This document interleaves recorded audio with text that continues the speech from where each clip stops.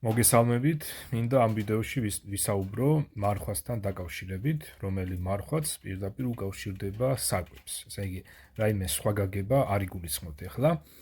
მხოლოდ და მხოლოდ საუბრობ საკვებთან დაკავშირებულ მარხვასთან, მარხვაზე, მარხვის შესახებ და ამ შემთხვევაში დასაწყისშივე მინდა გითხრათ, რომ ახლა ჩემი საუბრის განმავლობაში დავეყრდნობი მხოლოდ და მხოლოდ ღმერთის წმინდა წერილს, ბიბლიას, რომლითაც ღმერთი გვასწავლის. როცა საუბარი არის საიმაზე, მარხვა უნდა დავიცვათ თუ არა, ესე იგი, საკვები უნდა ვჭამოთ თუ არ უნდა ვჭამოთ. ან რაიმე საჭმელი რომელიმე საკვების რომელიმე სახეობისგან თავი უნდა შევიკავოთ თუ არ უნდა შევიკავოთ, ხო?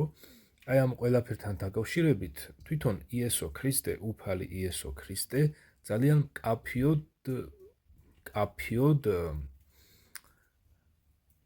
გველაპარაკება იმათ, ვინც მისი მიმდევრები ვართ, ვინც მისი მოწაფეები ვართ, მისი მიმდევრები ვართ, მისი ქრისტიანები ვართ, ესე იგი. სხვა ადამიანებს უფალი სხვანაირად ასწავლიდა მარხვასთან დაკავშირებით.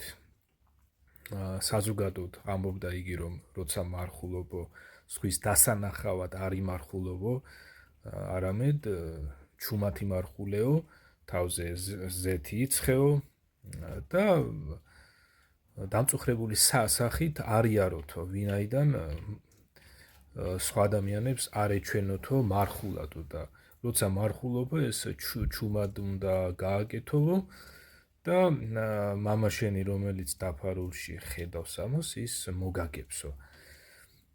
ეს ზოგადად ესაუბრებოდა ადამიანებს და აქ არ იგულისხმებოდა კალენდარული მარხვები დღეს, რასაც დღეს საპატრიარქოს ორგანიზაციაში ან რომელიმე სხვა ორგანიზაციაში ადგილი აქვს კალენდარულ მარხვებს. ამაზე უფალი არ ლაპარაკობდა. ესე იგი, ზოგადად ვისაც მარხვა სურდა, თქვათ, აი მათ ესაუბრებოდა ამას. ხოლო რაც შეეხება მის მოწაფეებს, კონკრეტულად ქრისტეს მოწაფეები არ მარხულობდნენ და ეს ძალიან მკაფიოდ არის დაწერილი, რატომ არ მარხულობდნენ მისი მოწაფეები და ამის გამო ერთგვარად უსაყვედურეს თუ შეკითხვა დაუსვეს, რომ ფარისევლებიო მარხულობენო, იოანეს მოწაფეები მარხულობენო და შენი მოწაფეებიო იესოს ეუბნებიან ჭამენ და სვამენო, არ მარხულობენო. და აი ეს არის, აი ყურეთ, ეს უნდა დავიჭიროთ, ესე იგი, აი ეს მომენტი. იესო ქრისტე თავისი მოწაფეების მიმართ რას ამბობდა? არა სხვების მიმართ, ესე იგი, ვიღაცების მიმართ, ვინც მისი მოწაფე არისო. თუნდაც ესენი ყოფილიყვნენ იოანეს მოწაფეები. იოანეს მოწაფეებიდან, იოანე ნათლისმცემლის მოწაფეებიდან ზოგი მათგანი გაჰყვა იესოს, იოანეს მითითებას დაემორჩილა, იოანემ დაამოწმა იესოს შესახებ, რომ იგი იყო ღვთის ტარიგი, რომელიც ღებულობდა ადამიანთა ცოდვებს, უნდა აიღო მას ადამიანთა ცოდვები და მიუთითა, რომ იოანე დამცირდებოდა, ასე ვთქვათ, დაპატარავდებოდა, ხოლო იესო გაიზრდებოდა და თავის მოწაფეებს იოანემ უთხრა, რომ გაჰყოლოდნენ იესოს. მაგრამ მოხდა ისე, რომ მისი მოწაფეებიდან ზოგი დაემორჩილა იოანეს და გაჰყვა იესოს, მაგრამ ზოგი არ დაემორჩილა და არ გაჰყვა იესოს. ყურეთ, აქაც ხედავთ ჩვენ, როგორ ხდება სექტაში ჩაკეტვა და რას ნიშნავს. შეიძლება ესა თუ ის სწავლება, ესა თუ ის მოძღვრება პირველ ეტაპზე ღმერთისგან იყო დადგენილი, მაგრამ ღმერთმა მეორე ეტაპი გახსნა და აუცილებელი არის იმ მეორე ეტაპზე გადახვიდე და შენ თუ მეორე ეტაპზე არ გადახვალ და დარჩები პირველ ეტაპზე, შენ უკვე ღმერთის მოწინააღმდეგე გამოდიხარ. და ამ შემთხვევაში ბიბლიაშიც არის დაწერილი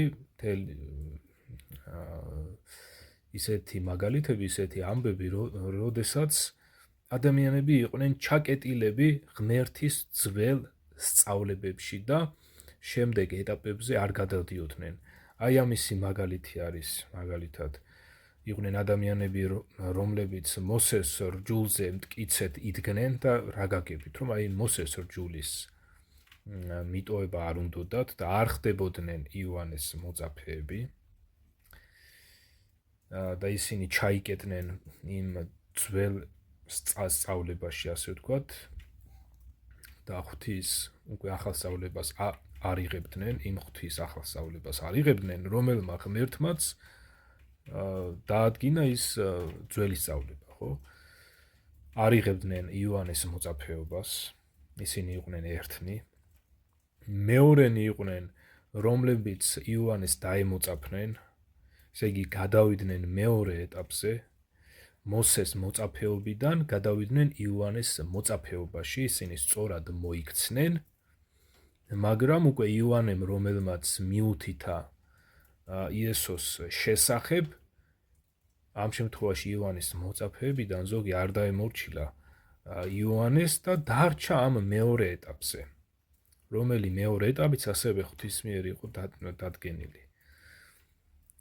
ხოლო ვინც შემდეგ, ესე იგი მესამე ეტაპზე გადავიდა და იესოს მოწაფე გახდა, აი ისინი სწორად მოიქცნენ. და ამ შემთხვევაში ბიბლიიდანაც ჩანს, რომ სახეზე გვაქვს, აი ვთქვათ, აი ამ მხრივ ორი სექტა ჩამოყალიბდა, რომელთა სწავლება დასაწყისში ღმერთმა დაადგინა.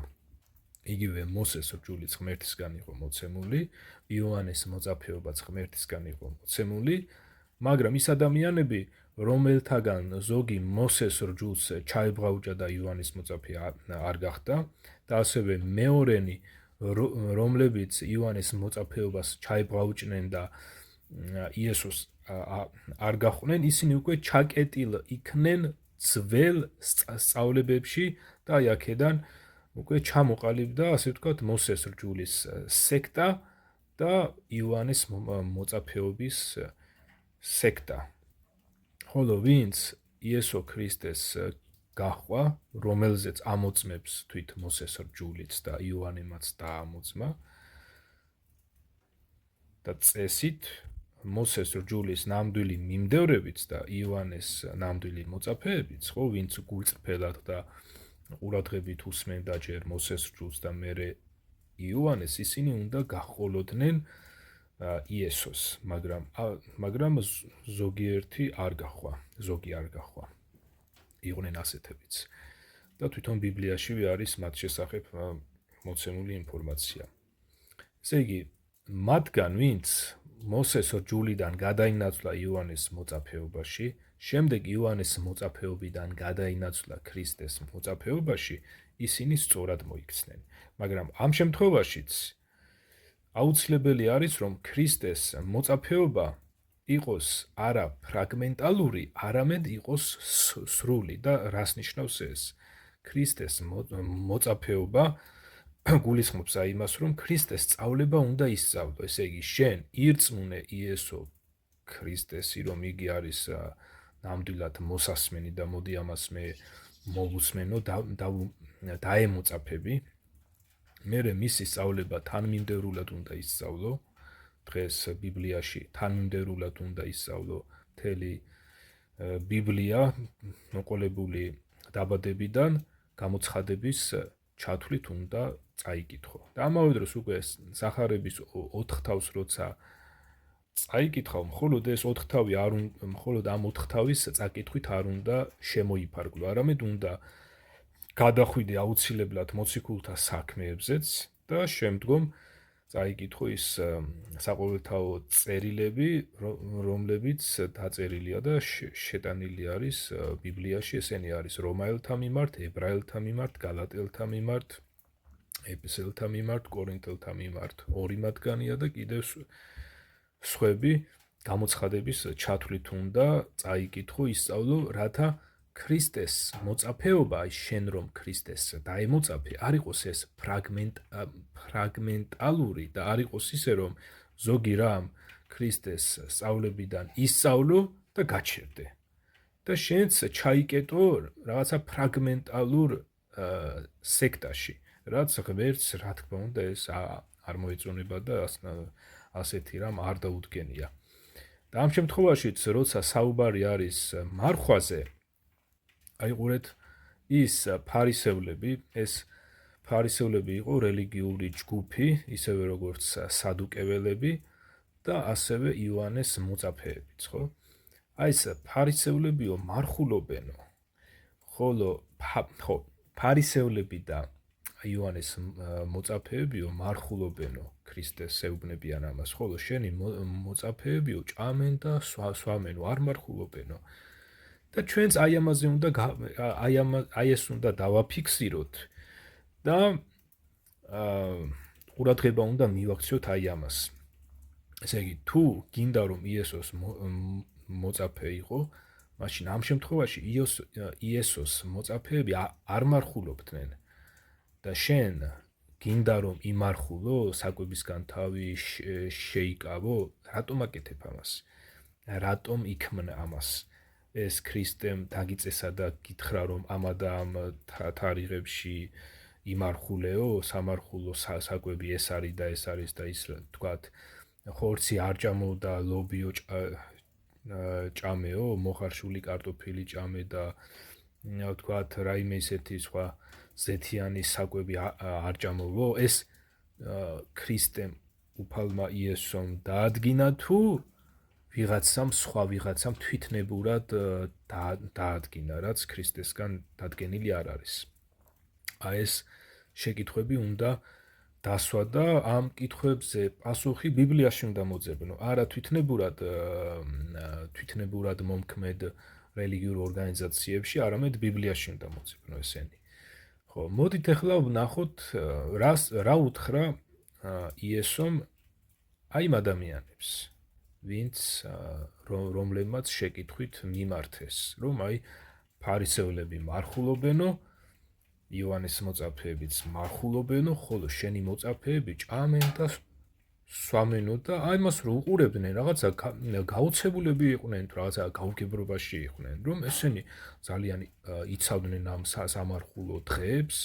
აგერ ერთ-ერთი ფარისეველი, რომელიც იერუსალემის ტაძარში იდგა, ლოცულ ლაპარაკობდა რა, რომ ღმერთს მადლობას ეუბნებოდა იმისთვის, რომ აი კვირაში ორჯერ მარხულობო, ისაო, აი მებაჟესნაირი არა ვარო. ეს უფალმა მეზვერესა და ფარისევლის იგავს რომ მოგვითხრობს ბიბლიიდან ამაზეა ლაპარაკი. ეს მეზვერე იგივე მებაჟე, რომელიც ღმერთს შეწყალებას სთხოვდა და ზემოთაც კი ვერ აპყრობდა თვალს. იმდენად იყო, ასე ვთქვათ, შეწუხებული თავისი ცოდვილობით და შემიწყალეო ღმერთს ეუბნებოდა. ხოლო ეს ფარისეველი, რომელიც მარხულობდა, ის ამ თავის მარხულობას როგორც კარგ რამედ ისე წარმოაჩენდა. და ზუსტად აი ახლა ამაზე გავამახვილოთ ყურადღება. ფარისევლები და იოანეს მოწაფეები მარხულობდნენ, ხოლო ქრისტეს მოწაფეები არ მარხულობდნენ და დღეს ქრისტეს მოწაფეებს ევალებათ მარხვა თუ არ ევალებათ. აი უკვე ჩვენ დღევანდელობაში უნდა გვინდოდეს გავიგოთ, დღეს შენ ქრისტე გეუბნება რომ იმარხულო, რამე არ ჭამო ამა და ამ დღეებში, თუ ამას არ გეუბნება. ესე იგი შენ ვისი მოწაფეობა გინდა? ფარისეველივით გინდა იყო სხვადასხვა წესების მიმდევარი, ისეთი წესებისა, რომელიც წესებიც შეეხება გარეგნულ სმაჭამას, სხვადასხვა წყლის რიტუალებს, სხვადასხვა გარეგნულ წესებს, რაც შინაგანი არ არის, ესე იგი, რაც მცნებებს არ ეხება, ხო? თქვათ ეს არ იმრუშო და არა გაწკლა, ეს ქრისტიანმაც უნდა შეასრულოს. მაგრამ ეს წინა დაცვეთა ეს სხვადასხვა საკვებისაგან თავის შეკავება იმას არ შეეხო, ამას არ შეეხო, ვთქვათ, ხო ეს ფიზიკურად. აი შენ ვისი მოწაფეობა გინდა? ფარისევლების მოწაფეობა გინდა, იოანეს მოწაფეობა გინდა, თუ იესო ქრისტეს მოწაფეობა გინდა? მოდით ერთად წავიკითხოთ უფალი იესო ქრისტე რა პასუხს სცემს მათ.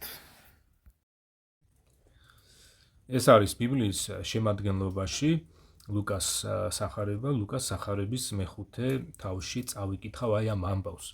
სრულად წავიკითხავ, რათა ძალიან მკაფიოდ გამოჩნდეს კონტექსტი, რატომ მივიდნენ ეს შემკითხველები იესოსთან და რატომ ეუბნებიან, რატომ ეკითხებიან ამ მარხვის შესახებ. წავიკითხავ ლუკას სახარების მეხუთე თავის 27 მუხლიდან. ამის შემდეგ გამოვიდა იესო და დაინახა მებაჟე, სახელად ლევი, რომელიც საბაჟოში იჯდა და უთხრა გამომყევიო. მანაც მიატოვა ყველაფერი, წამოდგა და გაჰყვა მას. გაუმართა მას ლევიმ თავის სახლში დიდი წვეულება და იყო იქ ბევრი მებაჟე და სხვა ხალხი, რომლებიც ინახად ისხდნენ. ესე იგი, გასაგებია აქ რაც არის დაწერილი, რომ ამ ლევიმ გაუმართა უფალს სუფრა, ასე ვთქვათ, წვეულება, სადაც მოწვეულები იყვნენ სხვა მებაჟეებიც და ასევე იესოს მოწაფეებიც. ხოლო ამ ყველაფერს რომ უყურებდნენ, წიგნობრები და ფარისევლები დრტვინავდნენ, ნახეთ, დრტვინავდნენ და მის მოწაფეებს ეუბნებოდნენ, რატომ ჭამთ და სვამთო მებაჟეებსა და ცოდვილებთან ერთადო. მიუგო იესომ და უთხრა მათ, კარგად მყოფთ კი არ სჭირდებათ მკურნალი, არამედ ავადმყოფთ. მართალთა სახმობლად კი არ მოვედი, არამედ ცოდვილთა სინანულად.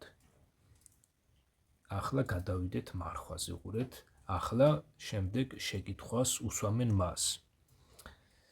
რატომაა რომ იოანეს მოწაფეები ხშირად მარხულობენ და ლოცულობენ, ასევე ფარისეველნიც, შენი მოწაფეები კი ჭამენ და სვამენო. ესე იგი, ამათმა ამ წიგნობრებმა და ფარისევლებმა, როცა დაინახეს ქრისტეს მოწაფეები ლევის მიერ გამართულ წვეულებაზე, ჩვეულებრივად ჭამდნენ, სვამდნენ, არ მარხულობდნენ, ხო? აი ამის შესახებ გაუჩნდათ აი ასეთი შეკითხვა, რომ რატომ არისო, რომ იოანეს მოწაფეებიო ხშირად მარხულობენო და ლოცულობენო, ასევე ფარისეველნიცო, შენი მოწაფეები კი ჭამენ და სვამენო. უყურეთ ახლა რა პასუხი გასცა უფალმა იესომ ამ შეკითხვას. განა შეგიძლიათ ამარხულოთ მეკორწილენი ვიდრე მათთანაა სიძე, მაგრამ დადგება დღე, როდესაც სიძე აღარ ეყოლებათ და მაშინ იმ დღეებში იმარხულებენ. აი აქ ახლა გავჩერდები, უყურეთ, დადგება, ესე იგი, უფალმა იესომ აი ამით შემკითხველებს უთხრა ის, რომ ჩემი მოწაფეებიო, იმიტომ არ მარხულობენო, რომ მე მათთანა ვარო. თავისი თავი შეადარა სიძეს და იგავურად უთხრა, რომ აი აგერ მე მათთანა ვარ და ისინი ამიტომ არ მარხულობენო და დადგებაო დღეო, როდესაც სიძე აღარ ეყოლებათო და მაშინ იმ დღეებში იმარხულებენო. და ეს დღეები, როდესაც იესო წაერთვა მის მოწაფეებს, დადგა იმ დროს, როდესაც იესო შეიპყრეს, ჯვარსაცვეს, მოკვდა იგი. აი იმ დღეებში მისი მოწაფეები მართლაც მარხულობდნენ, შეშინებულებიც იყვნენ, მარხულობდნენ და ისეთი დღეები იყო იმ დროს, რომ ფიზიკურად, ესე იგი, მათ აღარც ახსოვდათ საჭმლის მიღება და რა ესაჭმელებოდათ, ხო? რა ესაჭმელებოდათ, იმ დღეებში მარხულობდნენ, ხოლო როდესაც უფალი მკვდრეთით აღდგა, იმ დროს ამის შემდეგ უფალმა უთხრა, რომ იგი მათთან იქნებოდა ვიდრე ქვეყნის აღსასრულამდე და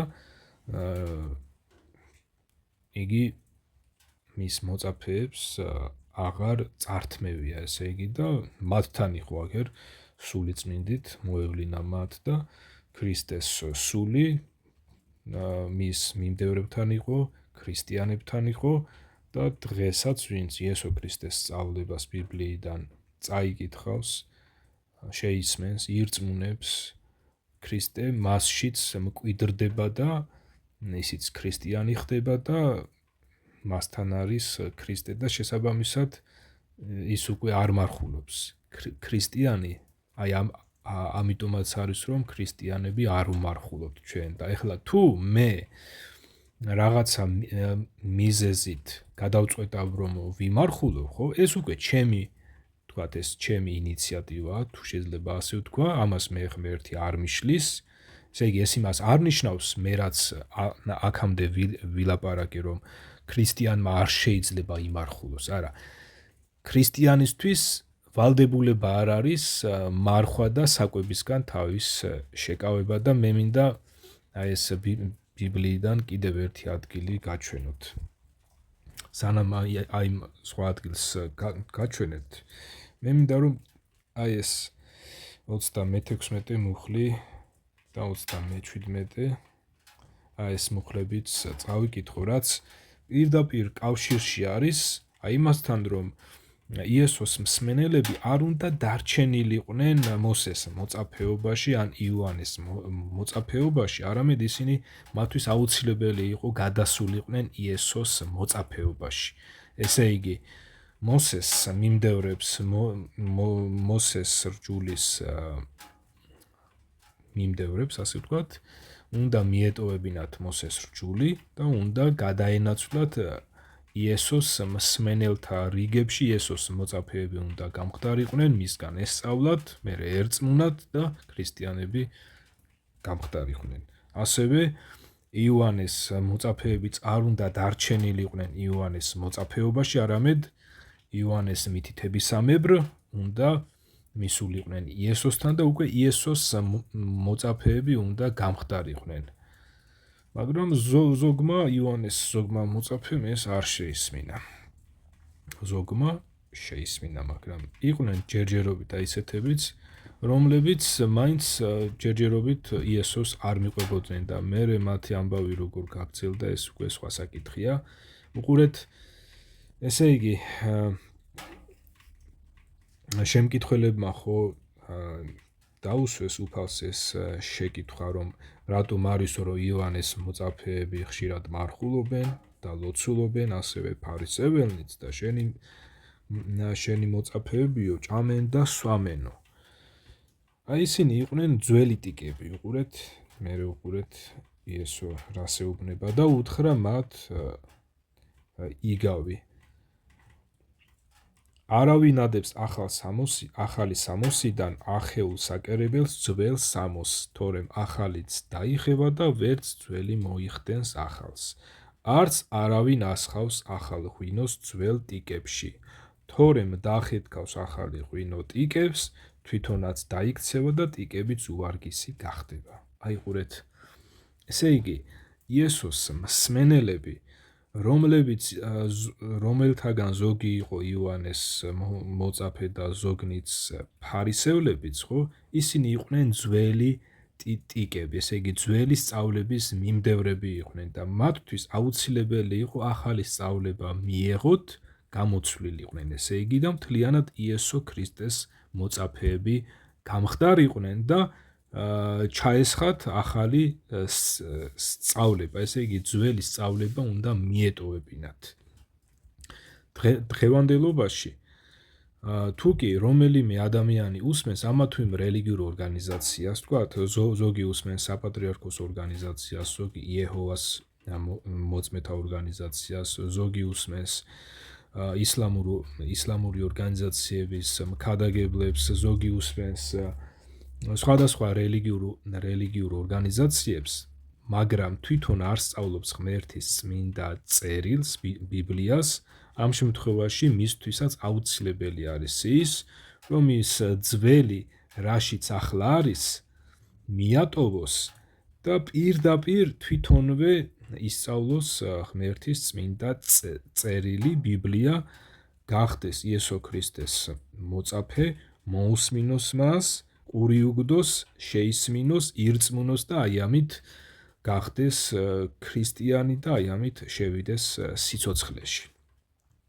აი ზუსტად, აი უყურეთ უფალი რას ამბობს, არამედ ახალი ღვინო უნდა ჩაისხას ახალ ტიკებშიო და ორივე შეინახებაო. ძველი ღვინის არც ერთი მსმელიო არის, ესე იგი, ძველი ღვინის რომელიმე მსმელი, ნებისმიერი მსმელიო, არ ისურვებს ახალსო, რადგანაც იტყვის ძველის ჯობსო. კონტექსტი აქ ძალიან მკაფიოა და გასაგებია.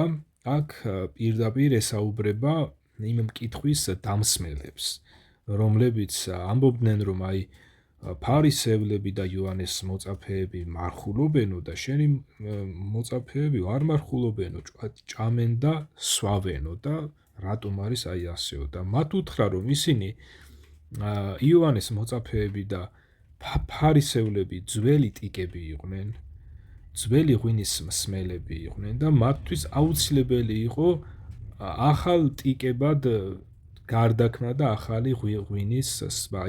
იმიტომ რომ ისინი როდესაც რჩებოდნენ ისევ ძველებად და სვამდნენ ისევ ძველ სწავლებას და ახალს არ იღებდნენ, აი ამიტომაც ამბობდნენ, რომ აი ჩვენი სწავლებას ჯობს იესოს სწავლებასო და იესოს ამიტომ არ მისდევდნენ.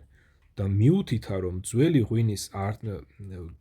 ღვინის ნებისმიერი მსმელი არ ისურვებს ახალსო, რადგანაც იტყვის ძველის ჯობსო.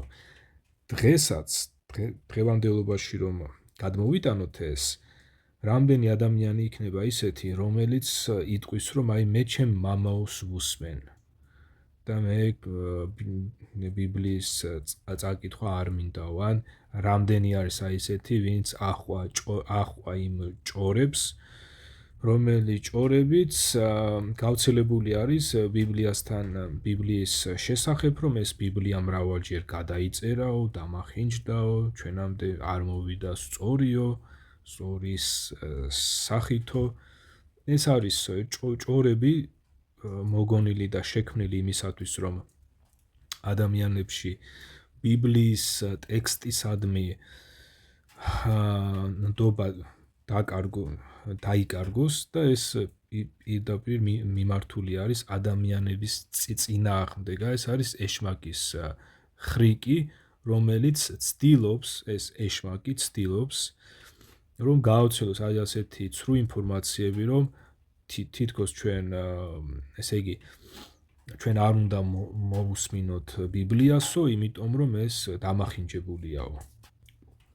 ეს არის პირდაპირ ეშმაკის მოქმედება და ადამიანთა წინააღმდეგ არის მიმართული, ვინაიდან ეშმაკს ამ ბოროტ სულს, რომელიც ნამდვილად არის ამას თვითონ იესო ქრისტე და მისი წერილი ადასტურებს, რომ ეშმაკი არ არის რაღაცა ზღაპრული ვიღაცა გამოგონილი, არა, ეს ნამდვილად არის, იგი მოქმედებს როგორც მრთხვინავი ლომი, დაძრწის, რათა ვინმე გადასანსვლოს, ხო და ამიტომაც როდესაც გვესმის ჩვენ აი ის, რომ ეს ბიბლია არისო დამახინჯებულიო, ჩვენამდე სწორად არ არისო მოსულიო, იცოდეთ, რომ ეს არის ეშმაკის ხრიკი, ეშმაკის სიცრუეა და შეიძლება ზოგი ადამიანი ამას ისე იმეორებდეს, რომ თვითონ ამაზე არც უფიქრია, ღრმად არ უსწავლია და იცოდეთ, რომ ასეთი რამ არ დაიჯეროთ, ვინაიდან ღმერთის წერილი არის შეურყეველი, ღმერთი არავის მართავდა იმის ნებას, რომ მისი წერილი დაემახინჯებინათ. ამავე დროს წარმოვიდგინოთ ასეთი რამ, ჩვენ რომ ღმერთის წერილი დაუმახინჯებლად არ გვქონოდა, ხო? და ჩვენ თუ ღმერთის ორიგინალის სწავლება არ გვექნებოდა, მაშასადამე ჩვენ ვერ გავიგებდით რა არის სწორი სწავლება, იმიტომ რომ მრავალი რელიგიური ორგანიზაცია არის დღეს, ამავე დროს მრავალი ისეთი ადამიანია, რომლებსაც არ აქვთ ოფიციალურად შექმნილი რელიგიური ორგანიზაციები, მაგრამ ინდივიდუალურად ასწავლიან ისეთ რაღაცებს, რაც ღმერთის წერილს ეწინააღმდეგება.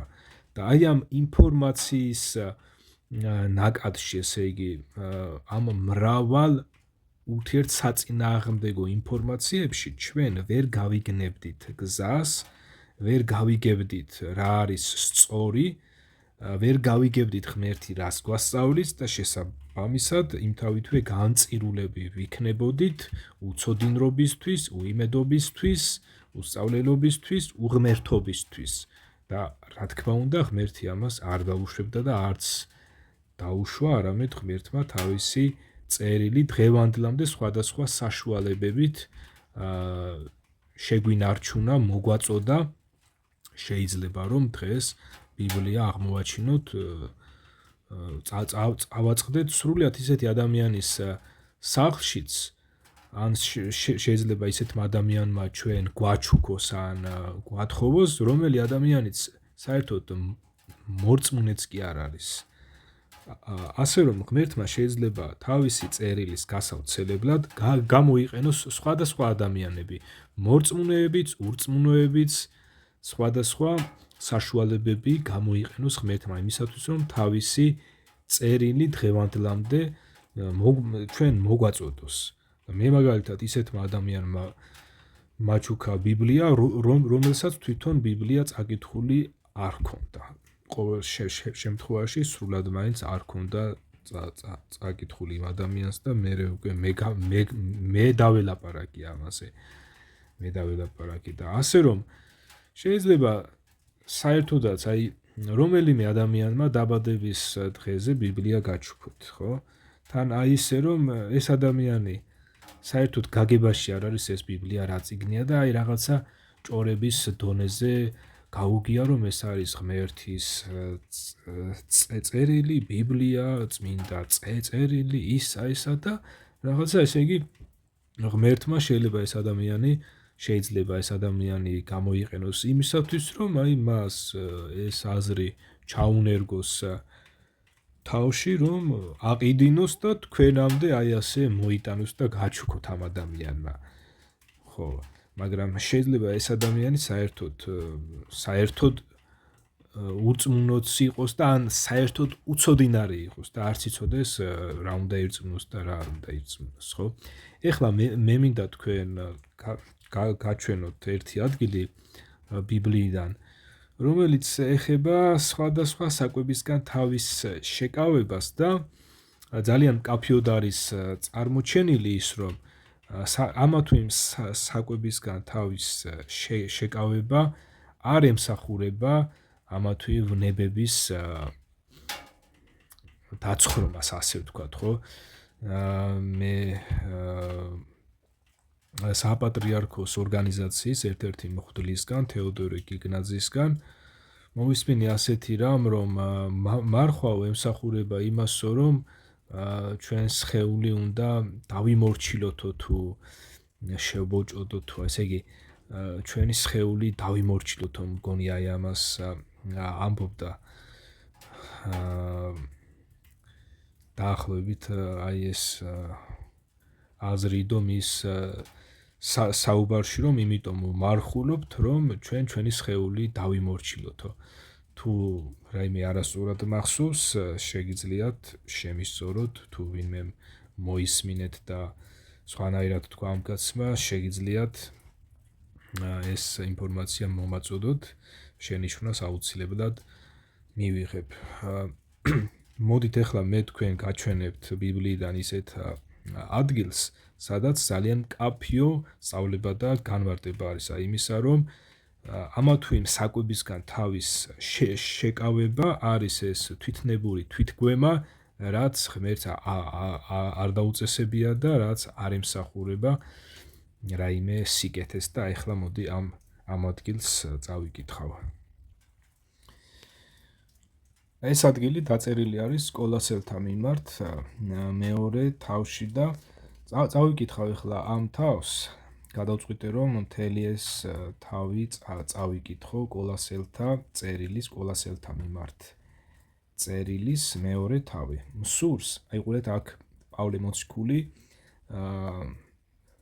პავლე მოციქულმა მისწერა ქალაქ კოლოსეში ცხოვრებ ქრისტიანებს და ეუბნება მათ ასეთ რამეს. მსურს იცოდეთ, რაოდენი ღვაწლი მაქვს თქვენზე, ლაოდიკიელებზე და ყველაზე, ვისაც ხორციელად არ უხილავს ჩემი სახე.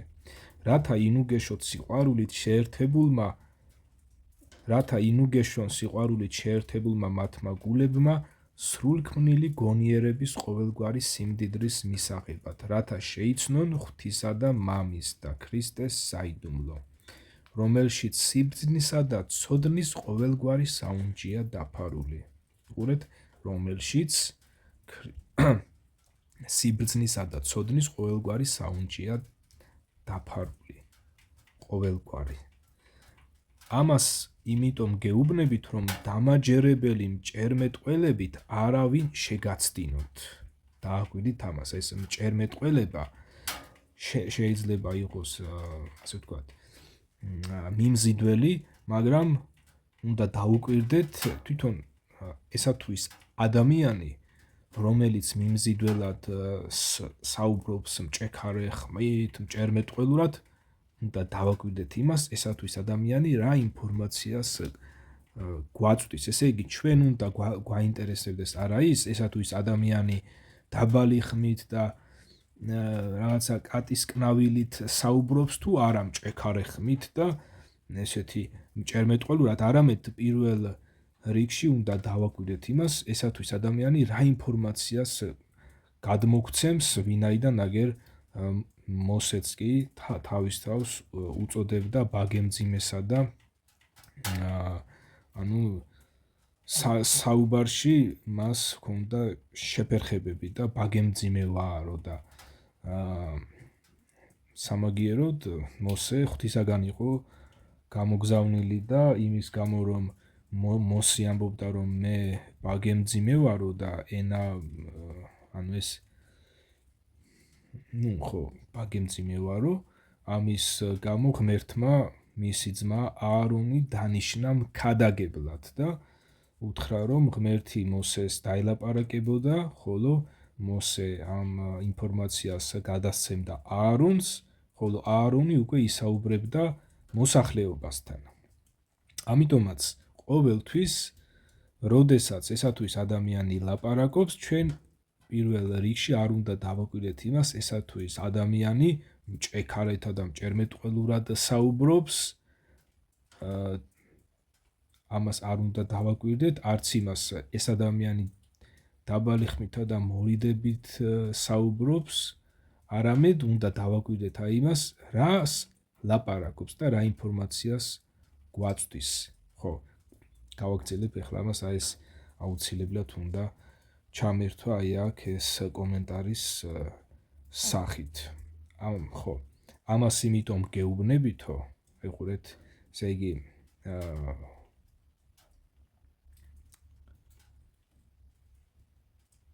ამას იმიტომ გეუბნებითო, რომ დამაჯერებელი მჭერმეტყველობითო არავინ შეგაცდინოთო, ვინაიდან თუმცა ხორცილად შორს ვარ თქვენგან, სულით თქვენთან ვიმყოფები და მიხარია, რომ ხედავ თქვენს წესიერებას და თქვენი რწმენის სიმტკიცეს ეს ქრისტეში. ამიტომ როგორც მიიღეთ ქრისტე იესო უფალი, ასევე იარეთ მასშიო.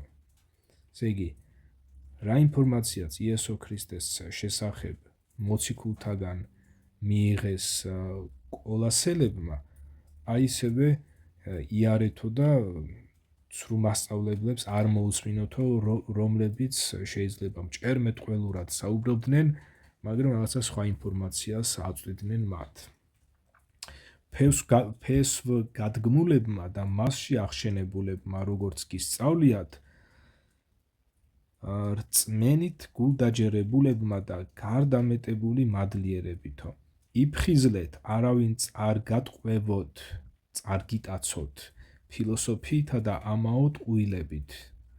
ადამიანური გარდმოცემებისა და სამყაროს სტიქიათა მიხედვით და არა ქრისტეს მიხედვით, ვინაიდან სხეულებრივად მასშია დამკვიდრებული ღვთაებრიობის მთელი სისავსე და სრულქმნილნი ხართ მასში, ვინც ყოველი მთავრობისა და ხელმწიფების თავია, რომელშიც წინადაცვეთილნიც ხართ ხელთუქმნელი წინადაცვეთით, ხორცის ცოდვილი ბუნების მოშორებით ქრისტეს მიერ წინადაცვეთაში, მასთან ერთად დამარხულნი ნათლის ღებაში, მასთანვე აღსდექით ღვთის მოქმედებისადმი რწმენით, რომელმაც მკვდრეთით აღადგინა იგი. დააკვირდით ამას, აქ საუბარი არ არის წყალში, ფიზიკურ წყალში ნათლისღებაზე, არა, აქ არის საუბარი იესო ქრისტესადმი რწმენით ხდება ქრისტეს სიკვდილში ჩვენი ძველი კაცის დამარხვა და მასთან ერთად მკვდრეთით აღდგომა ხდება იესო ქრისტესადმი რწმენით. აიყურეთ, მასთან ერთად დამარხულნი ხართო ნათლისღებაშიო, მასთანვე აღდექითო ღვთის მოქმედებისადმი რწმენითო. ესე იგი, ჩვენ ქრისტიანებს, რომლებსაც გვწამს ღვთის მოქმედების ძალა და გვწამს აი იმისა, რომ მან ქრისტემ მკვდრეთით აღადგინა, ხო, აი ამ რწმენით ჩვენც ქრისტესთან ერთად აღვდექით. ნახეთ, რწმენით მე ამისი მწამს, ესე იგი მე იესო ქრისტეს სწავლების მწამს და ამ რწმენით დავიმარხე ქრისტესთან ერთად და მასთან ერთად აღვდექი. და თქვენც მკვდრები რომ იყავით, ადრე უყურეთ, აქ საუბარი არის, ესე იგი ქრისტიანებს მიმართავს, რომ ადრეო თქვენ რომ მკვდრები იყავითო, დანაშაულისა და თქვენი ხორცის წინა დაუცვეთლობაშიო, გაგაცოცხლათო მასთან ერთად და მოგვიტევა ყველა შეცოდებაო. აი ამიტომაც არის, რომ ქრისტიანები უკვე ჩვენ ცოდვილებად არ ვიწოდებით. ადრე ცოდვილები ვიყავით, შემდგომ როდესაც იესო ქრისტე ვირწმუნეთ, მისი სწავლება ვირწმუნეთ, ჩვენ მოგვეტევა ცოდვები და იესო ქრისტეს სისხლით განვიწმინდეთ. გააუქმა ჩვენს წინააღმდეგ დებულებათა ხელწერილი, აიღო იგი შუაგულიდან და ჯვარს მიამსჭვალა.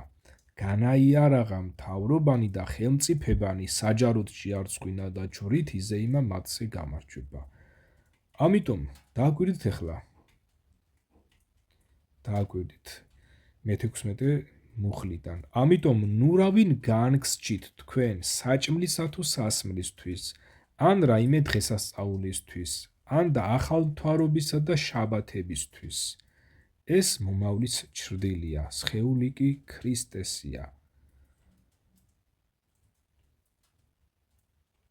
ხო, ნახეთ, აი აქ პავლე მოციქული წერს, რომ ნურავინ განგსჯითო საჭმლისა თუ სასმლისათვის.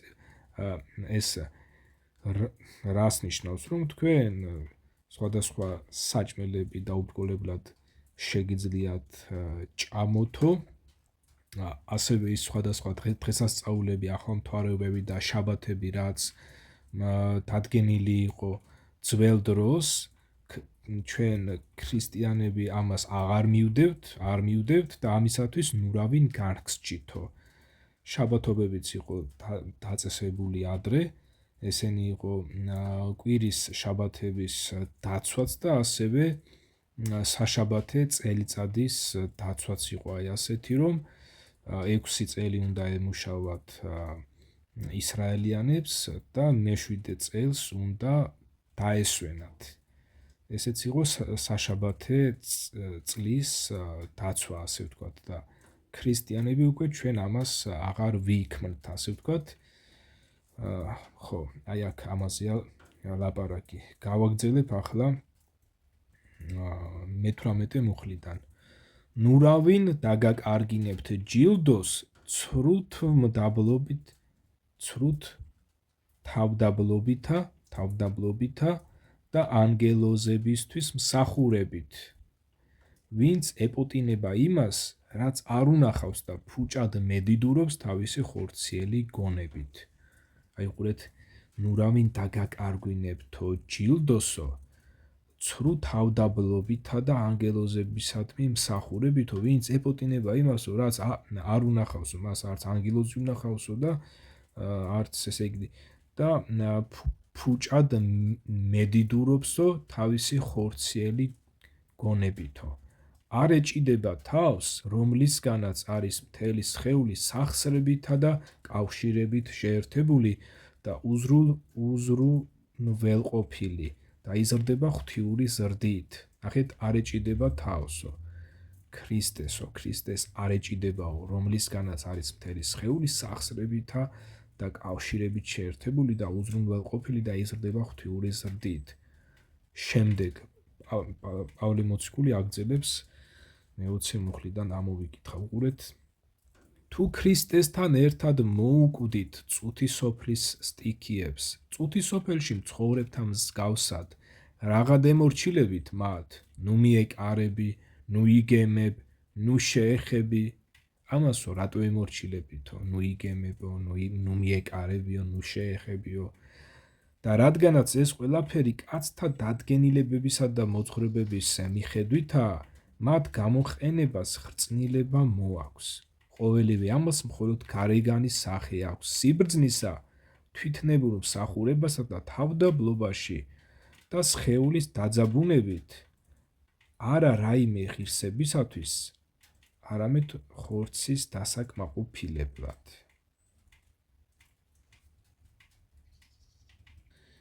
ეს თარგმანი კონკრეტულად ეს 23 მუხლისა აქ ცოტა სხვანაირად რა, ეს უფრო არაზუსტია და ეხლა მე ბიბლიის სხვა თარგმანს გაჩვენებთ, სადაც აი უფრო ზუსტად არის აზრი გადმოცემული და აი ქართულ თარგმანებში აი ეს ხარვიზები არის, რომ ზოგში რაღაცა ადგილი უფრო ზუსტად არის გადმოცემული და ზოგ თარგმანში კონკრეტულად ის ადგილი იმდენად ზუსტად არ არის ბერძნულიდან გადმოთარგმნილი და ამიტომაც ახლა მე გამოვიყენებ ბიბლიის აპლიკაციას, სადაც აი ეს 23 მუხლის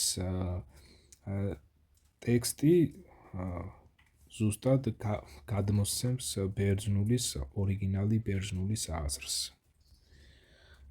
იგივე თავია ეს აპლიკაციაში უკვე, ეს არის, ესე იგი, მე-20 მუხლიდან წავიკითხავ. თუ ქრისტესთან ერთად მოკვდით ამ ქვეყნიური საწყისთათვის, მაშინ როგორც საწუთროს მკვიდრნი, რატომღა მისდევთ მის წესს? ხელს ნუ ახლებ, ნუ იგემებ, ნუ შეეხები. ნუ რაფერს, რაც იხრწნება კაცთა მცნებებისა და მოძღვრების მიხედვით, ყოველივე ეს მხოლოდ იმდენად გავს ჭეშმარიტ სიბრძნეს, რამდენადაც მათში ვხედავთ თვითნებურ თაყვანისცემას, თავდაბლობას და თვითგვემას, მაგრამ მათ არ შეუძლიათ წინ აღუდგნენ ხორციელ განცხრომათა სურვილს. დააკვირდით, ესე იგი, აი ამ თუნდაც ამა თუ იმ საკვების მიღებისგან თავის შეკავებას არ შეუძლია წინ აღუდგეს ხორციელ განცხრომათა სურვილს. აი ყურეთ, ეს ნუ იგემებ, აი ხელს ნუ ახლებ, ნუ ეს ნუ იგემებ, აქ უკვე საჭმელზეა ლაპარაკი, აი ამასო რატომ მისდევთო, აი ამაშიო ხედავთო ჩვენო თვითნებურ თაყვანისცემასო და თავდაბლობას და თვითგვემასო, მაგრამ მათ არ შეუძლიათ წინ აღუდგნენ ხორციელ განცხრომათა სურვილსო. დღეს სხვადასხვა რელიგიური ორგანიზაციები, მათ შორის საპატრიარქოს ორგანიზაცია და ასევე სხვა რელიგიური ორგანიზაციებიც, რომლებიც ამბობენ, რომ მარხვა უნდა დაიცვათ ჩვენს მიერ დადგენილ კალენდარულ დღეებში, ეს არის მათ მიერ თვითნებურად დადგენილი, რაც ღმერთს მათთვის არ დაუვალებია და ის რელიგიური ორგანიზაციები და მათი წარმომადგენლები, რომლებიც ამბობენ იმას, რომ მარხვას იმიტომ ვიცავთო, რომ ამითო ჩვენი სხეული დავიმორჩილოთო, ვგვემოთო რა, ამითო. ეს არის არასწორი, იმიტომ რომ ამ მარხვასო არ შეუძლია წინ აღუდგეს ხორცელ განცხრომათა სურვილსო. ახლა მე მინდა ბიბლიაში გაჩვენოთ ერთი ადგილი, სადაც საუბარი არის აი ამ როგორ შეიძლება დავუსყლდეთ ამ ხორციელ სხვადასხვა სურვილებს. ეს იქნება ისეთი, ვთქვათ, არა ხარ დაქორწინებული, არა ხარ გათხოვილი, არ გყავს ქმარი, არ გყავს ცოლი და რაღაცა ეს სექსუალური მოთხოვნილება გაწუხებს, ხო, ასე ვთქვათ, ხო, აი როგორ შეიძლება ამისგან ამას თავი დააღწიო, ხო? მარხვით თუ სხვა რაღაცით, აი ამას გაჩვენებთ. ეს არის ფილიპელთა მიმართ წერილი, ქალაქ ფილიპეში მცხოვრებ ქრისტიანებს მისწერა პავლე მოციქულმა, ქრისტეს მოციქულმა პავლემ, მისწერა მათ ეს წერილი და დღევანდელი ქრისტიანებისთვისაც სახელმძღვანელოა ეს და ამიტომ წავიკითხავ აი ამას. მარადჟამ, ხო ეს არის მეოთხე თავის, მეოთხე მუხლიდან წავიკითხავ. მარადჟამ იხარეთ უფალში და კვლავაც ვიტყვი, იხარეთ. თვინიერება თქვენი დაეიცოდეს ყოველმა კაცმა, უკვე ახლოა უფალი. ნუ შეგაურვებთ რაიმე საზრუნავი, არამედ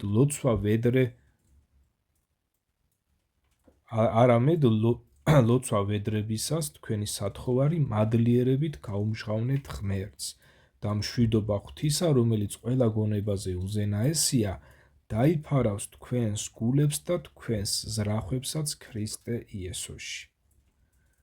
დააკვირდით, ნუ შეგაურვებთო რაიმე საზრუნავიო, არამედ ლოცვა ვედრებისას თქვენი სათხოვარი მადლიერებით გაუმჟღავნეთ ღმერთსო და მშვიდობა ღვთისა, რომელიც ყველა გონებაზე უზენაესია, დაიფარავს თქვენს გულებს და თქვენს ზრახვებსაცო. გულეთ ზრახვებსაცო ქრისტე იესოშიო. საუბარი არის აქ იმაზე, რომ მარხვას რომ დაუკავშირე მე სხვადასხვა რელიგიურ ორგანიზაციათა წარმომადგენლები თუ თქვენ გეტყვიან იმას, რომ იმარხულეთ იმისათვის, რომ სხეული დაიმორჩილოთ, ეს არის არასწორი. თუ თქვენ რაიმე ესეთი ფიქრები გაწუხებთ, მოთხოვნილება სხეულისა, ვთქვათ, ეს არის სექსუალური აზრები, ვთქვათ, ხო ესეთი, ვთქვათ, ცოლი არ აკავს, ქმარი არ აკავს და მოთხოვნილება გაქვს, ხო, ეხლა ეს რაღაცა ან აზრები მოგდის ისეთი, ან ვთქვათ, ეს სხეულის მოთხოვნილება გაქვს, ხო? ამ შემთხვევაში ქმარი არ აკავს, ცოლი არ აკავს, რა უნდა ქნა? არ გინდა რომ იმრუშო, ხო, ვთქვათ, არ გინდა რომ სიძვაში ჩავარდე. ამ შემთხვევაში უყურეთ, ნუ შეგაურვებთო რაიმე საზრუნავიო, ესეც ხო საზრუნავია, რომ აი შენ შეწუხებული ხარ, აი ამით რომ არ გინდა რომ ეს მოთხოვნილება გქონდეს, რა გაგებით, რომ ესე იგი არ გინდა რომ გაწუხებდეს. თორე ახლა სხვა მხრივ ზოგადად ეს მოთხოვნილება, ხო, ეს ცუდი არ არის, ოღონდ თუ ეს გაწუხებს შენ და რაღაცა უკვე გებრძვის ისე რომ აი უკვე განჭხრებს, ხო, ეს რა თქმა უნდა შემაწუხებელია და ნუ შეგაურვებთო ასეთი, ესე იგი ნუ შეგაურვებთ რაიმე საზრუნავიო, არამედ ლოცვა ვედრებისასო, ნახეთ, თქვენი სათხოვარი მადლიერებით გაუმჟღავნეთ ღმერთსო. ესე იგი ღმერთს უნდა სთხოვო, ილოცო თავდაბლურად და მთლიანად ღმერთზე უნდა იყო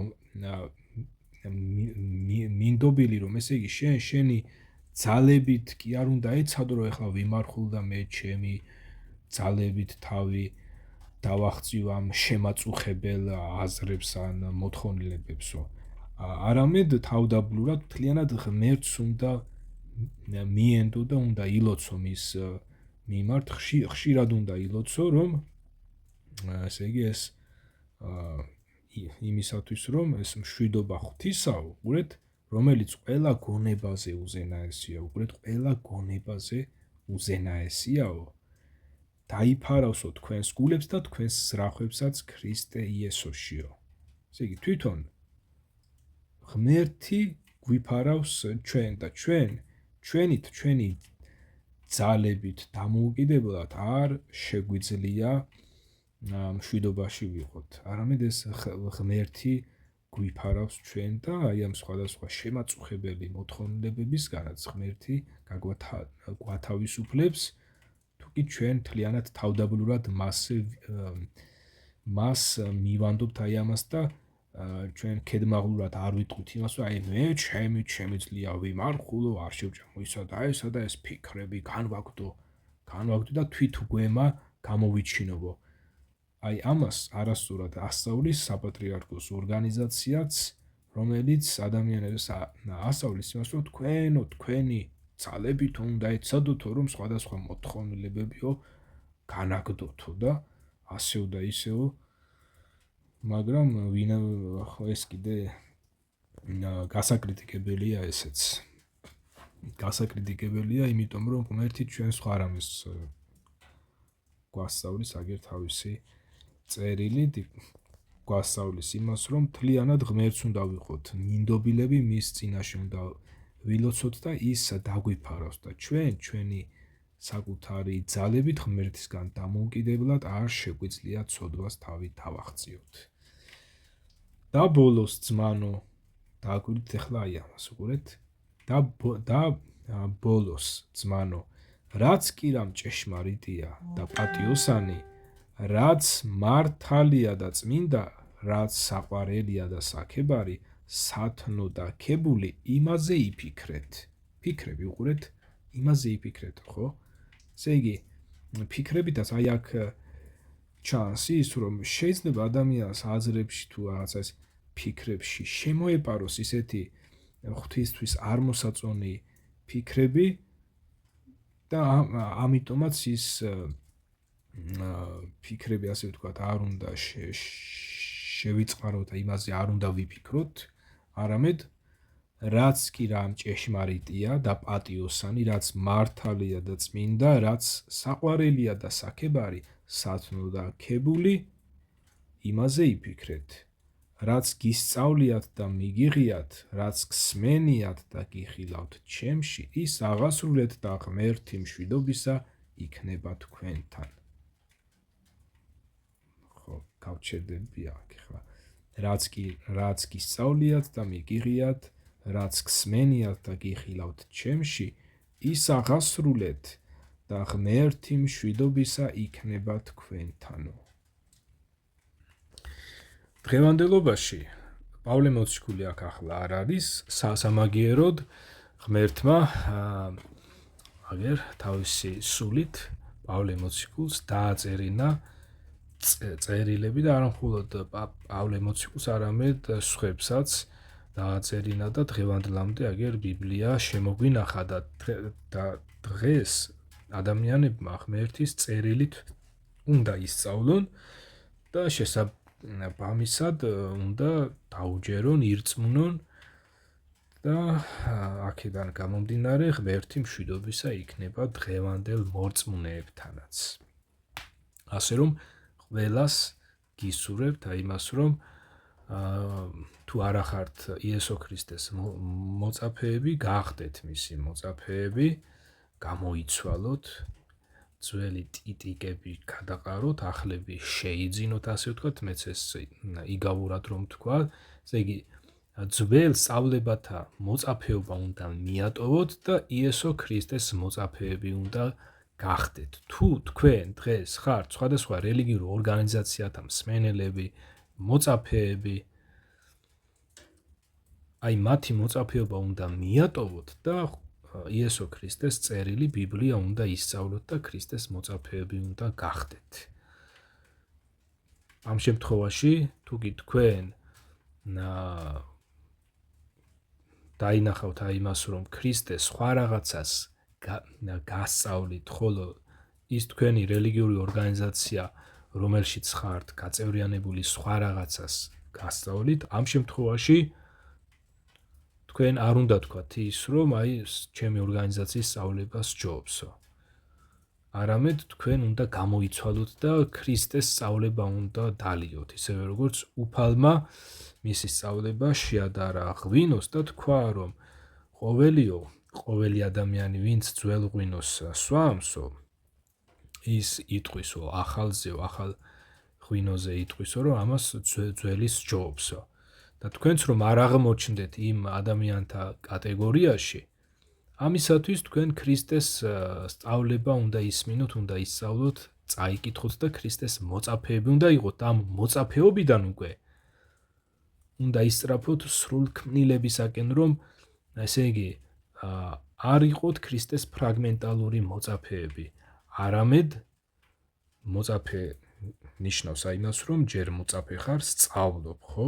შემდგომ უკვე როცა ისწავლი, უნდა ირწმუნო, ქრისტიანი გახდე და უკვე მოწაფეობის შემდგომი ეტაპი არის ქრისტეს მორწმუნეობა, რომ შენ უკვე იესო ქრისტეს მორწმუნე ხარ, ქრისტიანი ხარ და შენ არ დარჩი ძველ მოწაფეობაში ან ფრაგმენტალურ მოწაფეობაში, არამედ უკვე შენ ისწავლე, უკვე მოწაფე აღარ ხარ, ხო? ისწავლე უკვე და აი ამ სწავლებაში უნდა დარჩე და ხშირად უნდა ისევ იკითხო, რომ რაიმე არ დაგავიწყდეს თქვათ, ხო ეს და უკვე შენ ხარ უკვე ქრისტეს მორწმუნე ამ შემთხვევაში და გისურვებთ თქვენ ყველას ახლა ვინც ისმენთ ჩემს ლაპარაკს, გისურვებთ იმას, რომ თქვენც ქრისტეს სწავლება შეგესწავლოთ ბიბლიიდან, გერწმუნოთ და მასში დარჩენილიყავით, რათა თქვენთანაც მშვიდობის ღმერთი იყოს.